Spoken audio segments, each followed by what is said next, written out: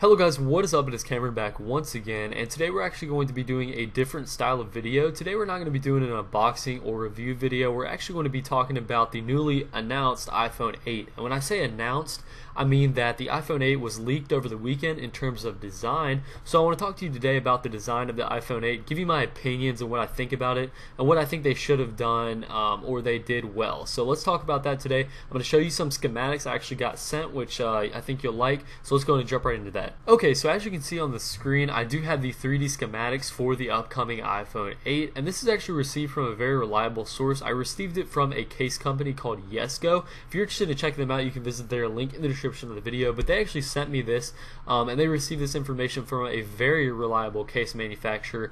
This is what they're planning on using for their upcoming production of cases for the iPhone 8. So this is a reliable source, and this is 99% what the iPhone 8 is actually going to look like. So as you can see on the very front of the phone, it has a lot of real estate in terms of screen size. I think they're really following after what Samsung does with the big screens, and I think that they're finally making a screen that has less bezel than the actual screen on the phone. So when you look at your iPhone 6, you can see that there is a lot of screen size when it comes to this. You can see this huge bezel right here, and what they're doing is they're cutting it out and making this whole thing a giant screen, which I really like. I've been waiting for this for a while. I think they're finally going to use that phone real estate to use all the screen sizes they possibly can, which I really like. So this means you're going to get a huge phone, which I love. Downside though, on the front of the phone, it looks like you're not going to get a home button like you have on the iPhone 6 or iPhone 7. They're cutting that out completely. What you're going to have on there is going to be just a digital home button, which I'm not a huge fan of. Android phones do this a lot.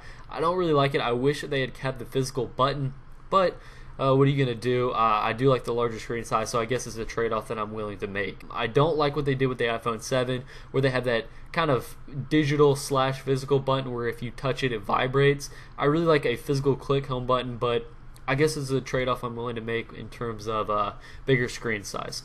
Also on the front, you can see that the camera is kind of built into the screen as well. I don't really see a cutout for the phone call thing right there, but I'm sure it's on there. I'm sure it's just not really well represented in this 3D schematic.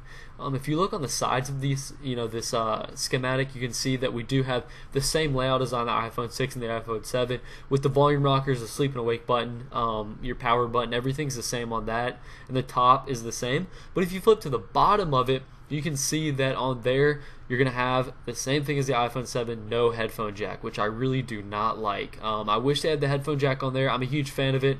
I know a lot of people don't care, but to me, I really like it because when I go to the gym and stuff, I can just pop my headphones in, or when I get in someone's car, pop the aux cable in. I wish that they still had it, but I guess it's not a big deal to some people. I personally just don't like using the dongle or the adapter to plug in my 3.5mm jack, but once again, it's where every phone manufacturer is going, so I guess we're just going to have to deal with it. Not a huge fan of it. I wish I had it on here, but it's not going to be on the iPhone 8.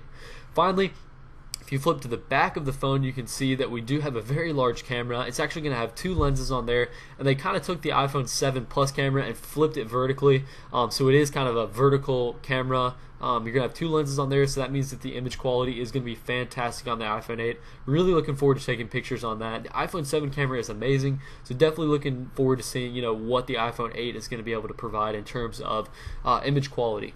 There's no official specs for the iPhone 8 announced yet, so I'm going to have to keep you guys updated on that. We're just looking at the design today, but this provides you a little bit of insight on what the design is going to look like on the iPhone 8. Not really sure, what the actual image quality is going to be like or the screen resolution, but we'll definitely find that out at a later date, probably at their announcement thing. But I'll definitely keep you guys updated whenever I hear more information.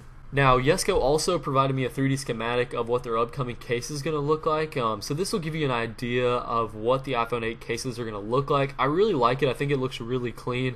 To me, I'm just a huge fan of that massive screen on the front of the phone. Definitely looking forward to that. Be able to watch a lot of videos and stuff in very high resolution with that large screen. Finally, I have an iPhone with a large screen, and I don't have to be tempted to go to Android because they have such big phones and such large screens. I'm glad that it's finally coming to the iPhone. But yeah, this is just a representation of what a case could look like, just to give you guys an idea of what it could look like. But big shout out to Yesco for sending over these schematics. Huge thanks to them for allowing me to provide you guys with this information and these confirmed schematics for the iPhone 8. But anyways, guys, that really wraps up this video. I have no other information at this time. Like I said, whenever I learn about specs for the phone, I'll definitely keep you guys updated on those and bring you guys another video. Anyways, make sure to leave a like rating if you enjoyed this video. Subscribe to the channel to stay updated on the latest iPhone 8 news. But other than that, that's really all I have for you guys today. So thanks for watching, and I'll catch you guys in my next video. See ya.